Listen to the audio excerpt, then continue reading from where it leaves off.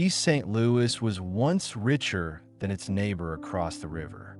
Today, it is one of the most abandoned cities in America. This is not a story about crime alone. This is a story about power, politics, and deliberate neglect. East St. Louis, Illinois was not supposed to fail. This city was never meant to disappear. It was never planned as a forgotten place. It was built to serve America, and for decades it did exactly that.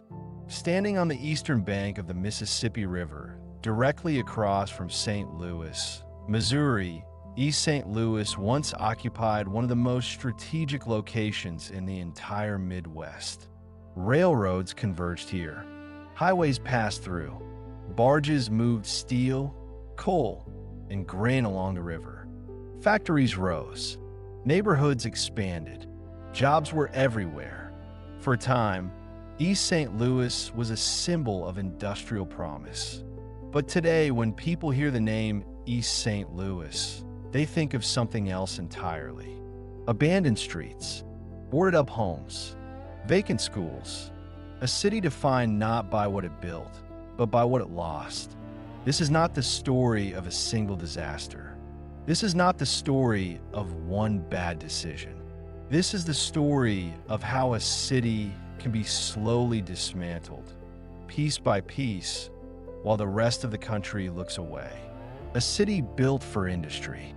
East St. Louis emerged in the late 19th century as a transportation and manufacturing hub. Its location made it ideal for heavy industry. Rail lines connected it to Chicago, Memphis, and beyond. The Mississippi River allowed raw materials to arrive cheaply and finished goods to be shipped efficiently. By the early 1900s, factories lined the riverbanks. Meatpacking plants, steel mills, aluminum works, chemical manufacturers all operated at full capacity. Thousands of workers arrived every year, drawn by stable wages and the promise of upward mobility. Neighborhoods expanded rapidly. Churches, schools, theaters, and small businesses followed. East St. Louis became a working-class city, loud, crowded, and productive. At its peak, the city supported tens of thousands of industrial jobs. Entire families depended on the factories. Generations worked at the same plants. And yet, beneath the surface, tensions were already forming. The first fracture: race and labor. East St. Louis became a major destination during the Great Migration, as Black Americans moved north to escape the racial terror of the Jim Crow South. Industrial employers actively recruited Black workers, often using them as strikebreakers during labor disputes. This created explosive resentment. White workers, already under pressure from low wages and dangerous conditions, blamed Black workers for job insecurity, even though both groups were being exploited by the same corporations. The result was one of the most violent racial events in American history. In 1917, racial tensions erupted into open violence. White mobs attacked Black neighborhoods, burning homes and killing residents. Thousands were displaced. The massacre shocked the nation, but did not lead to meaningful reform. East St. Louis survived the violence, but the damage lingered. Trust was broken. Segregation hardened. Neighborhoods became increasingly divided by race and economic status. The city continued to grow, but unevenly, boom without stability. During World War II and the decades that followed, East St. Louis benefited from America's industrial expansion. War production fueled factory output. Jobs multiplied. Wages rose. But the city was never allowed to diversify. East St. Louis became dangerously dependent on heavy industry. Manufacturing was not just the backbone of the economy. It was almost the entire economy. There was little investment in long-term infrastructure. Schools struggled. Housing aged. Public services were stretched thin. City leaders assumed the factories would always be there. They were wrong. Deindustrialization begins. By the 1950s and 1960s, American industry began to change. Automation reduced the need for labor. Companies looked for cheaper production elsewhere, first in the American South, then overseas. Factories in East St. Louis started to close. At first, the losses were manageable. One plant shut down, another cut shifts. Workers found jobs at nearby facilities. But the trend accelerated. Steel mills closed. Chemical plants followed. Rail traffic declined. Each closure meant hundreds, sometimes thousands, of jobs gone overnight. Families left in search of work. Those who could move did. Those who couldn't stayed behind. The city's tax base began to collapse. White flight and the hollowing out. As jobs disappeared, white residents increasingly left East St. Louis for suburban communities across the river in Missouri or farther into Illinois. New highways made commuting easier. Suburbs offered newer homes, better funded schools, and, crucially, distance from the city's growing problems. This phenomenon became known as white flight. But it was not just racial. It was economic. Businesses followed the people with money. Retail stores closed. Banks reduced lending. Investment dried up. What remained was a city with shrinking resources and growing needs. Political isolation. East St. Louis found itself trapped between jurisdictions. Across the river was St. Louis, Missouri, larger, wealthier, and politically dominant. At the state level, Illinois lawmakers had little incentive to prioritize a city that was losing population and revenue. Federal aid programs existed, but they were often poorly administered or insufficient. Corruption at the local level further weakened trust and effectiveness. The city struggled to maintain basic services. Police departments were understaffed. Fire protection suffered. Infrastructure deteriorated. The spiral had begun. A city abandoned, not destroyed. East St. Louis was not destroyed by a hurricane. It was not leveled by an earthquake. It was not wiped out by a single catastrophic event. Instead, it was abandoned slowly and systematically. Corporations left first, then middle-class families, then retailers, then banks, then political allies. Each departure made the next one easier. Vacant homes became targets for vandalism and arson. Schools closed as enrollment fell. Property values collapsed. Tax revenue evaporated. Crime increased, not because the people changed, but because opportunity vanished. The weight of reputation. Collapse of government. By the early 1980s, East St. Louis was no longer just losing jobs. It was losing control. The city government itself began to collapse under the weight of shrinking revenue, political infighting, and long-standing corruption. As factories closed and residents left, the tax base that funded basic services disappeared. What remained was a city expected to function, without the money required to do so. Payroll checks for city employees bounced. Police officers went unpaid. Firefighters worked without proper equipment. Public offices shut their doors for weeks at a time. At one point, East St. Louis was unable to pay its electricity bills. City Hall went dark. This was not mismanagement in isolation. It was the predictable outcome of decades of neglect combined with local corruption that thrived in desperation. When systems weaken, corruption does not cause the collapse. It accelerates it. Law enforcement without support. As conditions worsened, crime became the city's most visible problem and the least understood. Police departments were understaffed and underpaid. Officers often worked with outdated equipment and minimal backup. Morale collapsed. Response times grew longer.